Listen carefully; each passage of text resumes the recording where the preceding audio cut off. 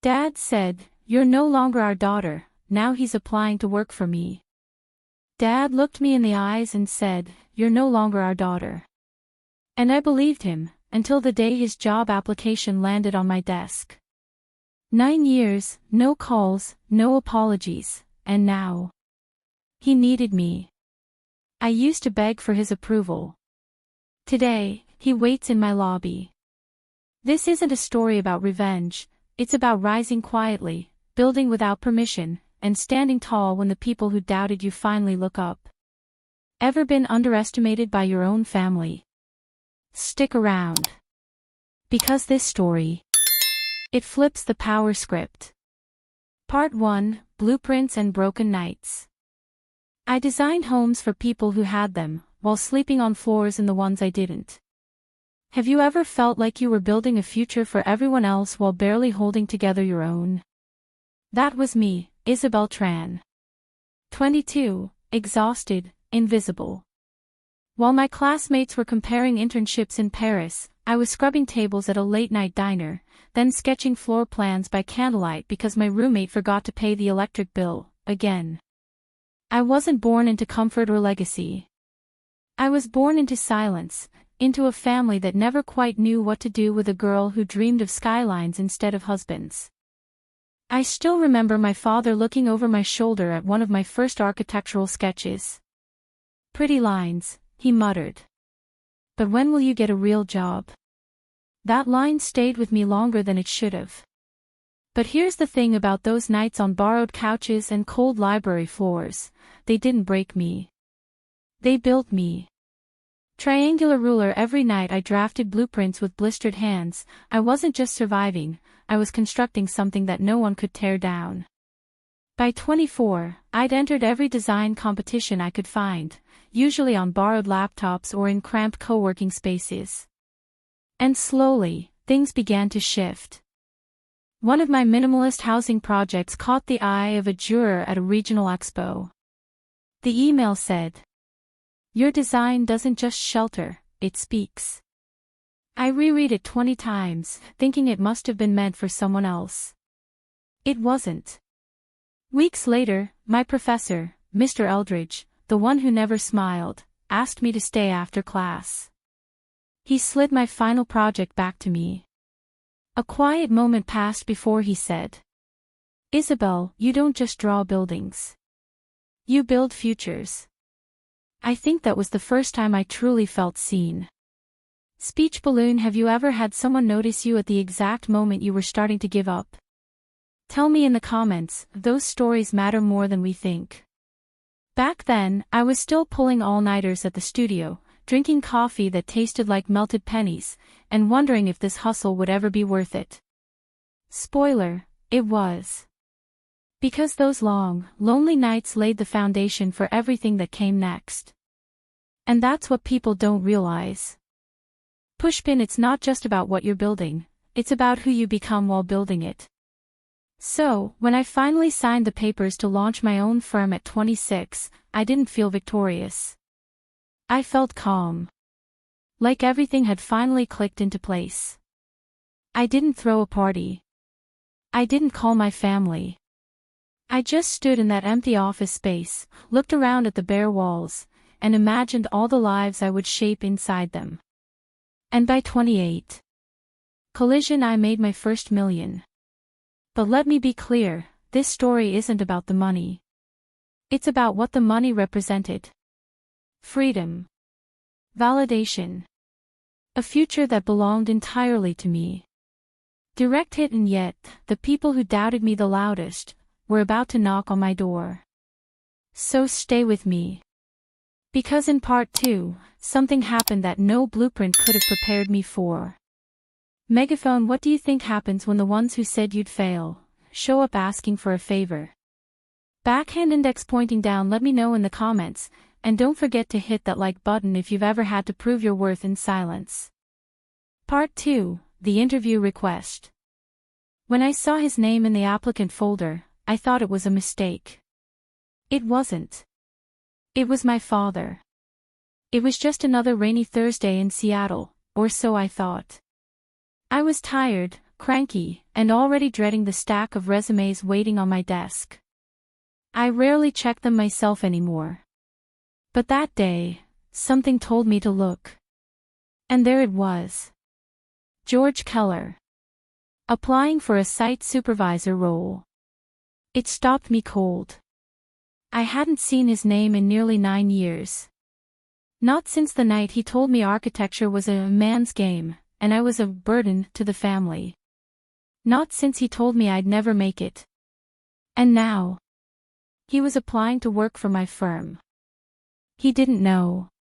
Didn't know I was the founder. Didn't know the logo on the letterhead, Keller Design Group, was mine. Didn't know the company he was knocking on belonged to the daughter he once pushed away. I stared at his resume. It was solid. Clean. But this wasn't about skills. This was personal. I didn't tell my team. I didn't delete the file. And I didn't schedule the interview for revenge. I scheduled it for closure. Because there comes a point when you stop waiting for the apology. You stop waiting for them to say, "We were wrong." And instead, you show them. Speech balloon. Have you ever had someone who hurt you show up again, needing something from you? Would you open the door? Or would you walk away? Let me know in the comments. This is a safe space for real stories. The day of the interview, I wore navy, sharp, quiet power. I walked into the conference room, clipboard in hand. He was already sitting there, back straight, hands fidgeting. Reading the floor plan printouts we'd left for candidates. He didn't look up right away.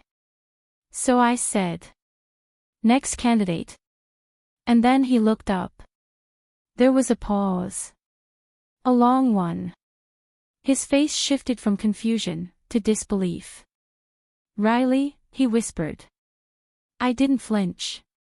I offered a polite smile, the kind you give strangers in elevators. "No," I said calmly. "Today, I'm Ms. Keller." Because I wasn't there as his daughter. I was there as his boss. He blinked, still frozen. Maybe he expected tears. Or shouting. But I was done with both. He didn't know the girl who used to draw blueprints on the back of diner napkins. He didn't know the woman who turned rejection into real estate. And now, he'd have to sit across from her and see what resilience really looks like. Speech balloon. Tell me, have you ever faced someone who tried to shrink you, only to stand taller than ever in front of them? Drop a fire if you've ever turned pain into power. Bell if this moment hit you hard, like it hit me. Don't forget to like and subscribe to NA Family Story. We share powerful, real-life transformations, because sometimes, the best revenge isn't revenge at all, it's success. Backhand index pointing right, and in the next part, he speaks. But not to ask for a job. He asks for something far harder. Yellow circle part 3, the office reunion. He walked in with a resume, and left with a rewritten history. He stepped into the lobby like a man trying to blend in with a world that had already outgrown him. Worn boots. Wrinkled shirt.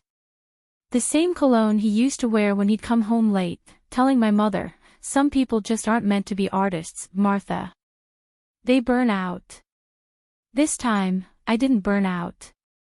I caught fire.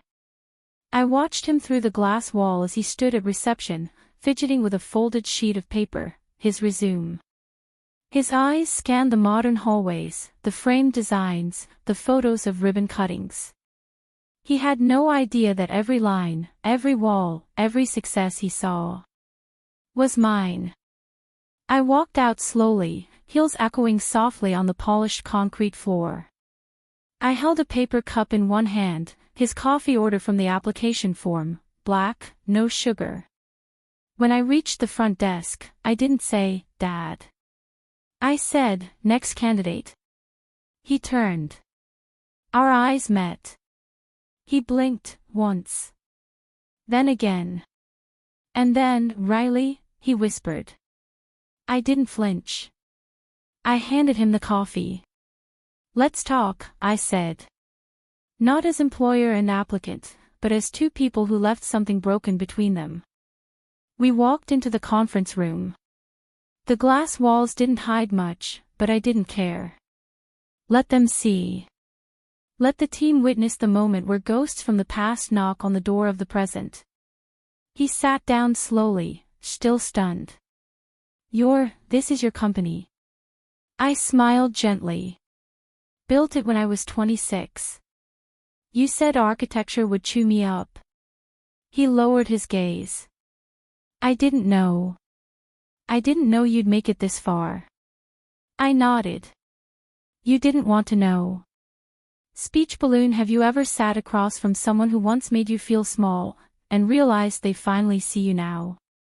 Drop a speech balloon below if you've ever had that full circle moment. I'd love to hear your story. We didn't talk about the job right away. We talked about the silence. About the birthday calls never returned. The college acceptance I celebrated alone. The firm's first $1 million deal he never knew existed. And then, almost shyly, he said it. I was wrong. He stared at the floor when he said it, but the words hung in the air like a fragile offering. I didn't reach across the table. I didn't cry. I simply said, it's not about being wrong. It's about whether you're ready to do something right. We talked for an hour. About life. About mistakes. About how hard it is to rebuild something when the foundation was poured in silence and resentment. And when the interview was over, I stood up first. We'll be in touch, I said, with the same tone any professional would use. Because I didn't owe him tears. But I did owe myself boundaries. Repeat button. So tell me, friends, what would you have done in that room? Would you have hired him? Walked away? Or just listened like I did? Share your truth below. Someone out there needs to hear it. His apology didn't come easy, but neither did my forgiveness. Belle, if this story speaks to your heart, don't forget to like this video, hit subscribe, and stay tuned for the next chapter on NA Family Story, where healing and honesty take center stage. Yellow Circle Part 4, the hardest word he ever said. He didn't cry. But his hands. They trembled when he said it. I was wrong. There's something indescribable about watching someone you once feared unravel before you. It wasn't his thinning hair or the lines carved deep into his face. It wasn't even the way his shoulders curved inward, like the world had gotten too heavy. It was the way his voice cracked when he admitted what I thought I'd never hear. That day in my office, a space I built from nothing but sleepless nights, second chances, and stubborn blueprints, my father didn't walk in as the man who once slammed doors or turned his back at dinner tables. He walked in as someone unsure if he even deserved to knock. And when he finally spoke, he didn't ask for a job. He asked for something harder. He asked if it was too late to try again. He glanced over my shoulder at the screen, a 3D model of a new community housing project I was leading in Tacoma. I've been following your work, he said, voice barely above a whisper. For a while, actually. Since Portland. Then Denver. I watched that AIA keynote online. You looked confident. Strong. I turned to face him fully. You watched that? He nodded, eyes lowered. You were everything I didn't let you be. Those words didn't land softly. They hit like bricks. But not in a destructive way, more like the first solid foundation after a long, stormy season. Speech balloon. Have you ever heard a sentence you'd been waiting on for years, only to realize it didn't erase the past, but it softened it? Drop your story in the comments. I read every one. You're not alone here. My father didn't come with excuses. He didn't try to rewrite history or justify silence. But he did say something I never saw coming. My pride was louder than my love. And in that moment, something inside me shifted. Not quite forgiveness. Not yet. But a widening of the heart, just enough to let breath in. Just enough to stop bracing for disappointment. I can't pretend it didn't hurt, I told him. I can't promise I'll forget, or even fully forgive. He nodded. I don't expect you to, he said. But, I paused, voice gentler now. I'm willing to try to understand. And somehow, that mattered more than I thought it would. Because healing doesn't always arrive in full circles or clear answers. Sometimes, it's simply about letting go of who someone was, and being curious about who they might become. So, I did something unexpected. I didn't offer him a role in my company. I didn't offer him redemption wrapped in ribbon. I invited him to attend our next community design meeting. To see what we were building. To watch how we served. To witness the version of me he never made space for. I want you to see what love looks like, I told him, when it builds, not breaks. He blinked. Swallowed. And for the first time since I was a child, he looked at me with something close to awe. He didn't say thank you. He didn't cry. But when he reached for the seat I'd offered, his hands shook. And that was enough. Sometimes, reconciliation doesn't need a reunion. Sometimes, all it needs, is a quiet seat at the edge of your healing. Speech balloon. Have you ever let someone back in, not because they deserved it, but because you had grown? Let's talk about that kind of strength. Drop a comment below, your story belongs here. He doesn't work for me. But he visits the office sometimes, not to supervise, but to see. To sit in the back of project meetings, nod quietly during presentations, and occasionally brag to the interns, that's my daughter. We're not close, not in the way stories like this often end. There are no overnight miracles. No teary hugs in the rain. But there's something softer now. Something still and strong. He helps out on local volunteer builds I fund back in my hometown. We don't talk much. But sometimes, we lay bricks side by side, in silence. And in that silence, something heals. He no longer calls me a disappointment. He calls me a builder. Not just of homes, but of boundaries. Of peace. Of a life I created on my own terms. And maybe that's all the closure I'll ever need. Speech balloon. Have you ever had to redefine what family means to you? Share your journey in the comments, your voice could be the reminder someone else needs today. Bell. Don't forget to like, subscribe, and explore more with NA Family Story, where every story is a blueprint for healing, rising, and finally choosing yourself.